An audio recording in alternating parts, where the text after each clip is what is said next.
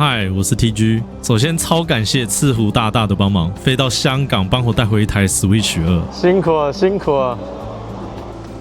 哇，Switch 2。谢谢。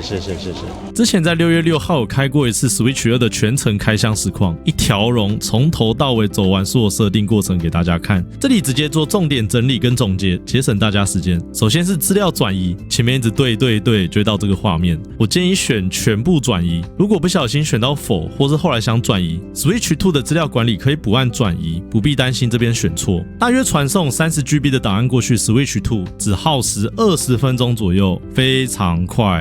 但它只能传送 DLC 跟游戏存档，没有办法指定传送数位版的游戏本体资料，所以 Switch 2要全部重新下载数位版游戏。然后 Switch 2本身内建256GB 的容量，所以完全不用担心资料转移期间会空间不足。系统也会主动提醒跟再次确认哪些游戏存档传送至 Switch 2，原本 Switch 1将会没有存档，这通常只发生在宝可梦的游戏上。这是为了避免存档备份造成宝可梦被大量复制的传统保护机制，这个知道就好了。然后2台主机强制插上插头才能转移。转移完成之后，各位啊，这边有个很重要的仪式，就会控拼上去之后一定要这样一声。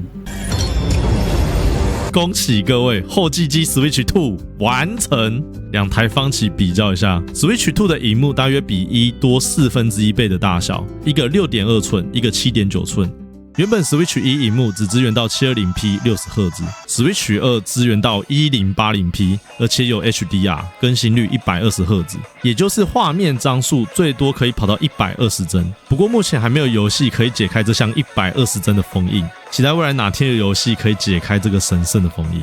2台色彩的呈现也明显有差 ，Switch 的颜色色域更广更丰富，不过在掌机模式上解析度的差异没有到肉眼可见的地步，因为萤幕不够大。但是使用底座模式，两边的 1080p 就差很多了。Switch 1是糊的 ，Switch 2线条很清楚。我前几天才知道，原来 Switch 1是原生 720p 硬拉到 1080p， 难怪觉得怪怪的。所以萤幕显示的线条才是糊的 ，Switch 2是真正的原生 1080p。如果你的萤幕很大，有到40寸或是60寸以上，我建议要支援 2K 或 4K， 至少要有 2K， 否则萤幕越大 1080p 的线条可能会糊掉。接下来有准备20几款游戏要来测试主机性能，时间轴写在下方，不浪费时间一一唱明。以 1080p 来对其比较 Switch 1跟2的解析度差异，游戏本体储存主机记忆体的方式去执行。前几天已经有国外玩家实测确定，主机记忆体读取是最快的，再来是 SanDisk 的记忆卡慢1秒，其他厂牌大约慢2秒。那么介绍完规格，终于要来进入游戏环节。首先第一款宝可梦珠子，读取记录的时间快到吓到我 ，NS2 只要8秒，1要等到20秒。以前每次开上来帮忙打个钛金战都很折磨人，想到读取很久就懒了。大锅壶以前卡到出名，现在被作为展示性能用的负面教材，也确实如之前影片所看到的，超顺到哭出来。大锅壶顺，金光壶也是顺，贴图品质跟图形处理也变得圆滑许多。以前解析度太低了，图形边边有很多锯齿，远景很模糊，这些在 Switch 2都变得超级清楚，有让我想破一次猪版的动力。之前只有玩纸。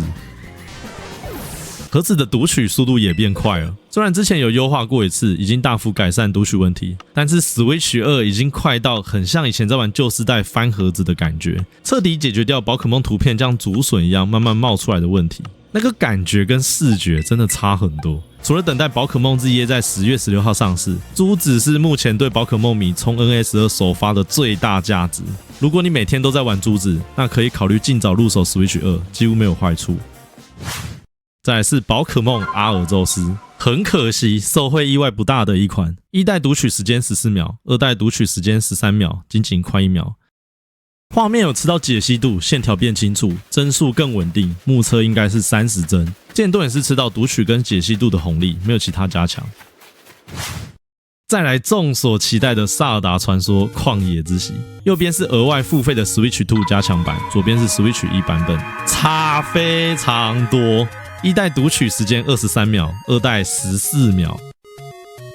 再让他几秒被打死投胎的读取时间，两边就扯平了。Switch 2真的超快。贴图品质跟图形处理也获得大幅提升。可惜我之前玩到岩石巨人就放着了，因为要配合频道玩游戏。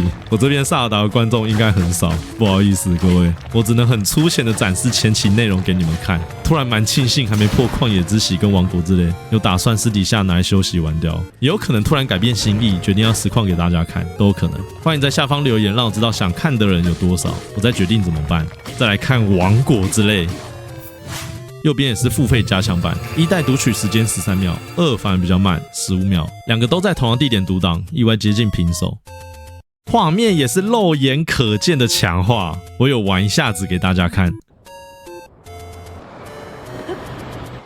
哦，很快很快，第一次庆幸游戏比较晚玩。顺便说一下加强版怎么付费升级。如果你原本已经买过旷野之息或是王国之泪，你可以进游戏或是进 eShop 进去旷野之息的页面，升级要50块港币，大约190元台币。如果你有 NSO 高级会员，可以免费升级。像我是日区的家庭计划，上个月已经逃难到港区，一样也有免费升级资格，所以只要有 NSO 高级会员，理应都能免费升级。如果用 Switch 2没有买加强版，那只会吃到解析度跟读取变快的红利而已，帧数一样锁在30帧。另外，我蛮建议最近开始加入 Switch 的新玩家，近期买 Switch 的游戏要养成一个小习惯，先查有没有加强版，再来买。因为像宝可梦珠子，它不是 Switch 2的加强版游戏，它是放到 Switch 2才有免费的更新下载档，所以如果想买盒装版，那它一样只能买 Switch 1的版本，因为它不是付费更新，所以不太可能另外再出一个 Switch 2的盒装版。像旷野之息跟王国之泪是 Switch 2加强版，他们就有另外出 Switch 2的盒装版，所以记得先查清楚再买，小心买错。至于钥匙卡的问题跟个人见解，这个稍晚在影片的后面会说我个人的看法。下一款《萨尔达传说：织梦岛》读档时间差不多，但是读大地图时间差超多。隔壁棚的完全不知道掉到哪个异次元去了，从12秒缩短到3秒。看看它下楼梯的顺畅度，超顺，这也是免费更新之一。画面几乎不再有掉帧的问题。这是我第一款破关的萨尔达，忘记谁跟我说这是 Game Boy 的神作，确实超好玩，一路玩到破关。我私心很推荐这款，长度很短，成长节奏很快，故事跟难度很适合全年龄玩家。下一款超级马里奥奥德赛，画面没有大幅强化，帧数很明显更加稳定，读取时间都很快，也是任天堂的免费更新之一。接下来我有找到几款意外的大黑马，任天堂官方没有免费更新，但是有吃到 Switch 2的性能获得大幅提升的游戏，《恶灵古堡启示录2》。超扯！从卡到爆的不稳定30帧，直接提升到稳定60帧，我爽到不行啊！我买它是因为原本只有 Switch 版才有2P 模式，后来其他平台也更新这个功能，那我不知道我买在这里干嘛。读取时间也很可笑，几乎所有主线要读将近1分钟，我没有夸张，真的1分钟以上。我随便挑一个第2章克莱尔篇，他读了50秒啊，各位去厕所尿尿回来都还在读。NS2 只要26秒，快2倍。他们地图都读很大张的，所以读完一次就不用再读了，也算是说得过去。不过上个月才买 PS 版，想说以后要做影片，又白买了。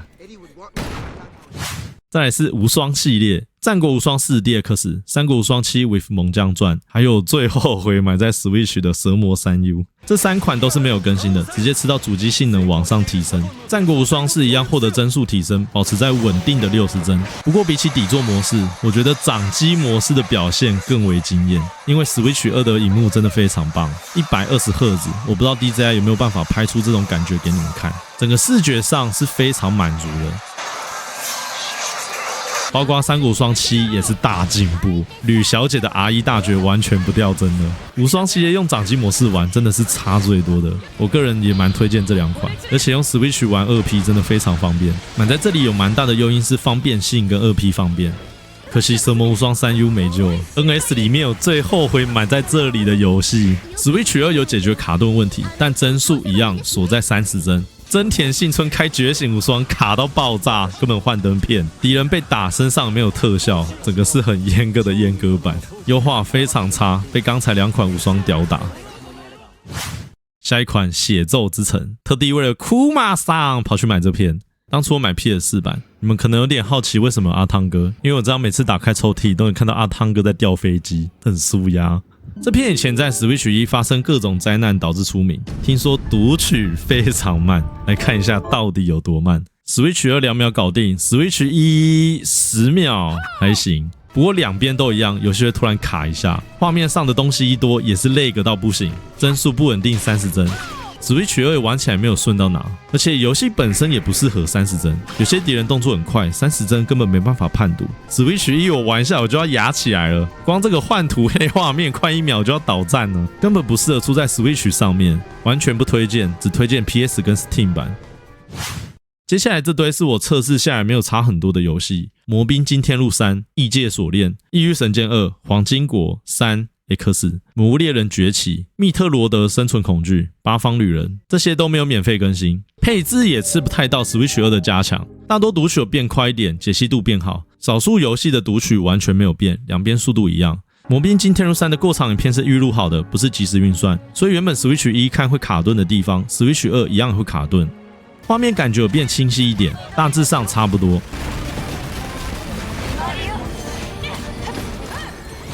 异界锁链蛮可惜的，读取章节大概11秒 ，Switch 2也是一样时间，画面本身表现就很优秀，所以到 Switch 2我的肉眼看不出什么差别。这片是我私心排行 Switch 1动作游戏的画面顶标，我很喜欢它要用各种不同形态去过关解谜的设计，可惜地图大多是采用回收再利用的方式，所以一般玩家玩起来可能大多觉得很闷。个人猜测有 Switch 2的更新几率应该很低。异域神剑2非常可惜，完全没有强化，读档时间一样长，12秒左右，画面一样锁在30帧，有试跑一下，我看不出明显的差异。黄金国的伊拉也是，我特别推荐这部，必玩。我个人比较推荐先玩黄金国的伊拉，网络上是比较多人推荐玩到2代的第7章再去玩黄金国的伊拉，但我觉得先玩黄金国的伊拉对反派角色有最好的性格铺陈。异域神剑3也是跟 Switch 1差不多一样，虽然有免费更新，但是我完全没有感觉。去地图外面跑跳一下也是一样，只有感受到解析度变高而已。最近出的 X 也是一样，没有感受到特别加强。不过我个人觉得异域神剑2、3、X 其中几款应该是有机会出现 Switch 2付费加强版，因为现在 Switch 2的 RPG 游戏很空，照理来说应该会有一些本家游戏去撑一下场子。异域神剑是我认为又快又能救急的选择，所以个人猜测未来应该会有付费加强版。魔物猎人崛起，有人说想看，现在有更好的版本，我不知道为什么要测。读档6秒，帧数锁在30帧。密特罗德没变。八方旅人我觉得非常可惜，没有提升到60帧。另外2个平台是有的，而且八方旅人最早是 Switch 1独占，2我还没买，恐怕真的要买在 PS5 上。大约以上这些。星之卡比探索发现 Switch 2加强版是8月28号才上市，因此没有测试。有兴趣的观众想看更多游戏、更长的画面，可以看前几天的实况重播，一定满足对这方面到底加强多少的好奇心。包括暗黑破坏神2到底能不能用滑鼠模式玩？答案是不能，一样锁30帧，希望他们针对滑鼠功能做更新才支援。接下来进行 2K 跟 4K 的测试，但我的萤幕最大只有27寸，我实在无法正确分辨出 2K 跟 4K 的差别。如果有观众朋友的萤幕是40寸或是60寸以上这种家庭号，应该看得出 2K 跟 4K 的区别。我用旷野之息、战国无双 4DX、马里奥赛车，还有特地为这次买的终极考验电狱判客2077，上个月才买 PS5 版。用这5款来比对跟试玩，大约每个解析度各放10秒左右，就在测试 Joy-Con 的滑鼠玩 Cyberpunk 到底好不好玩。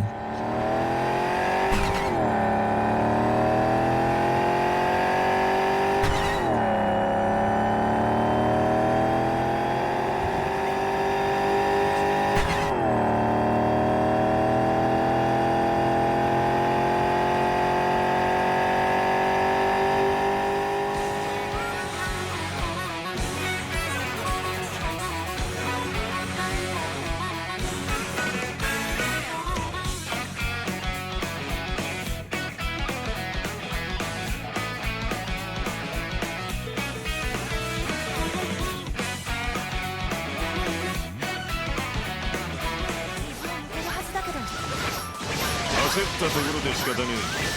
まずは民の安全を確保。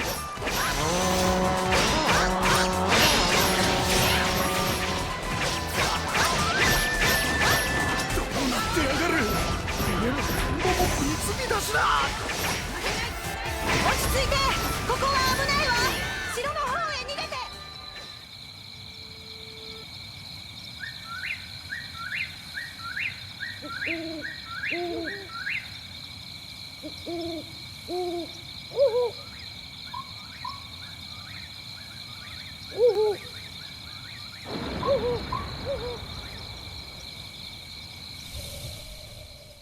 OK， 法战完来看我最期待、最好奇的滑鼠功能。启动方式很简单，只要用这一面滑动，自动变成滑鼠。这个好像是加稳定度的，大腿也可以滑，是真的。但是到底谁会在这个鬼地方滑滑鼠啊？2077里面居然有滑鼠灵敏度的相关设定，蛮厉害的。来试打一场枪战。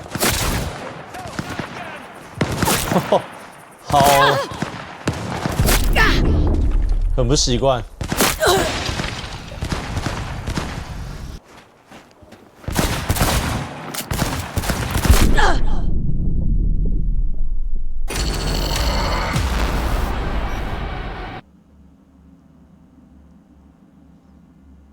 好，试完了。我的心得就是它能用，但是我不会想用。J 控太瘦了，根本没办法瞄准。我只觉得这是一个商机滑鼠，可能未来会推出专门给 Switch 用的滑鼠。J 控根本打来磨练心智的。接下来聊聊关于 Switch 2这台主机的功能。我觉得花了15758，性价比最有感的地方是主机本身的萤幕跟性能，还有 Joy-Con 的触感材质跟握感，按钮变大一点点，以及最屌的吸键，这些是我觉得花钱最值得的地方。吸键真的超屌超猛，感谢赤狐一起测试，很有趣。它可以同时显示多人的 Switch 画面，知道别人在干嘛，正在玩什么。如果对方卡关需要帮忙教学，这个功能就超好用的。我觉得我的聊天室有一些爱教学的观众一定超爱。然后有一个超级嘲讽的，可以装 USB 视讯，直接取代掉游戏内的头贴，变成一颗会动的人头。被超车就是看到一颗头在那边晃。马里奥赛车世界根本就是为这个功能量身打造的，超嘲讽。第一名还特写你洋洋得意的脸显示在右下角。这个功能的同乐性真的非常厉害，当初直面会毫无虚假，都是真的。就比较微妙啊，对对对。然后你看第一名的话，如果我第一名的话，你看到没有？右下有没有看到？好，头上有皇冠哦。然后就第一名我会出现在你的画面的右下角。而且聊天还有内建语音辨识成文字显示在旁边，但目前还没支援中文，未来应该会有。而且它是 P2P 点对点，用户对用户的连线，所以以后就算使用者变多，照理来说应该也不会常常断线。然后底座也有多网路线的插孔，记得要用 CAT6 的网路线才能跑出很漂亮的数字。我们家网路是300M，我之前有弄成 NATB， 不知道哪时候又跑回 C 了。不过马里奥赛车世界连线还是很顺，我可能暂时不会去动 NAT 的问题，请上网解决，这个蛮复杂的。Joy-Con 我觉得比1好很多，我认为关键的原因应该是它变大了，而且触感是磨砂接触面的那种颗粒感，不太容易滑掉，看起来也很高级。再来 L 跟 R 这两颗改成很扎实的按钮，按下去有明显的回馈感。我超容易坏这两颗，而且很难按，很像贴片粘在上面。香菇头跟按钮都有变大颗一点，体感觉大概大个几毫米。Joy-Con 大概这样子，我觉得进步很多。会不会又很容易产生漂移？以后才知道。然后周边建议买什么？我首推摄影机，喜欢同乐的人绝对不能错过。我第一次遇到有人赛车拿第一名，还在摄影机跟麦克风表现出洋洋得意的样子。那个人叫赤狐，幸他没有买到 Switch 2，他没办法连。本体麦克风我觉得收音很清楚，不建议另外买，而且只要支援 USB 都有可能可以用。我之前工商过的雷蛇耳机跟麦克风也都有支援 Switch 2，所以建议已经有麦克风的朋友可以先插来试试看，再决定要不要买。记忆卡最优选 SanDisk， 然后外带包没了，大概需要买这些。确实掌机模式的持久力下降蛮多的，我今天顿玩4小时大概就快没电了，亮度开1/3左右。我觉得 Switch 2对我来说一样还是一台很方便的主机，尤其是2P 游戏又不吃效能的，我都会首选买在这里。像越南大战1到6、热血少女，还有一大堆其他很老的街机游戏，买到现在都还是我一个人在玩，哈哈。然后有时候住旅馆会遇到很烦的事，就是那家的旅馆电视不一定可以插底座，这个超烦，又很怕弄坏他们的电视。Switch 2的 7.9 寸，我觉得已经大到可能以后外出我也不太需要带底座了，就这样放在桌上玩也觉得画面够大了。插头改插在上面也改得很聪明，以前下面要抵着桌子啊，充电孔又在下面，插头是要怎么嘟？然后买一个让它腾空的王座才能嘟，这个就很白痴。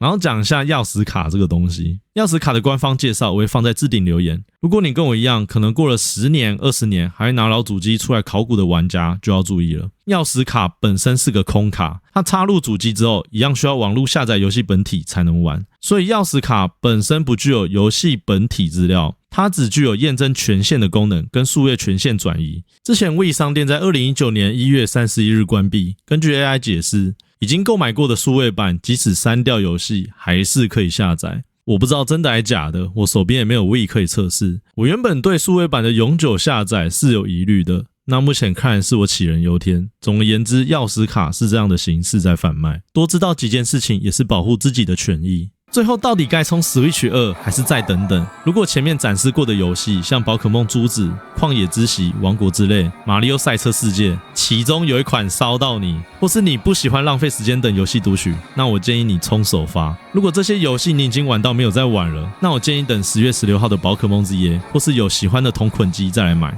对于拥有 Switch 1的玩家来说， Switch 2是一台迟早都要更换的新主机。这几天用下来，我觉得买得很值得。过几天会再发布 Switch 2的开箱实况精华，感谢看到最后的各位。过几天会有猪版的蒸蛋活动，还有打洛克人克15。不想错过的朋友，记得在下方点 Discord 的连结加入群组，大概有很高的几率不会错过消息。我是 TG 讲游戏，如果你觉得你的朋友最近一直在皱眉头，那他一定是在烦恼要不要冲 Switch 2。我旁边就有一位这种好朋友啊，虽然我一直刺激他。总之很感谢你的观看，订阅跟分享都有很大的帮助，谢谢，晚安。最后来放一段实况精华的精彩预告，看一下招式怎么变身。这是你最喜欢巨星挂，你看他自爆了你们看这个人真的有病开60 FPS 给人家看就算了，还要给我看高清自爆哦！你说他是不是怪怪的？好顺啊！